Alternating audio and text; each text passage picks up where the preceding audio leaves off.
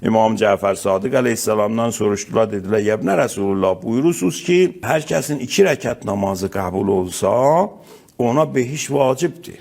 Kull ömründə. Kull ömründə 2 rəkat namazı həqiqətən qəbul olsa, İyyəkə nəbud və İyyəkə nəstəyin. Allah da deyə bunun ibadətini qəbul etdik, bu bizim bəndəmizdir. Qutuldu da.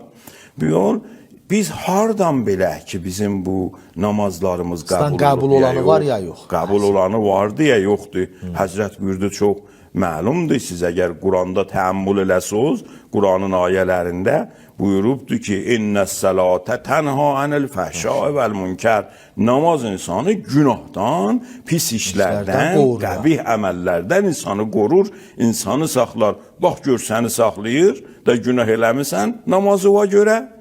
Onda bilginən namazların qəbul olubdur. Yox, bu yandan namaz qılırsan, o yandan da hər iş görürsən, onda məlum olar namazların hələ qəbul olmayıb. Boynundan düşüb, qılıbsan boynundan düşüb, qəza lazım deyil. O şəri fiqhi cəhətdən namazın qəbuldur. Amma əgər deyək ki, görək, o ki Allah'ın qabağında sən dedin İyyəkə nəbudu və İyyəkə nəstəyin və Allah buyurmadı ki, yalan deyir. Bu yalan deyil, inanmayın mələklər. Bunun deməyinə baxmayın. Bu heç mənə heç zaman ibadət eləməyibdir. Bu hamıya ibadət eləyib bir məndən suay. Hamı ilə var bir məndən suay. Belə olmasa namazımız qəbul olub.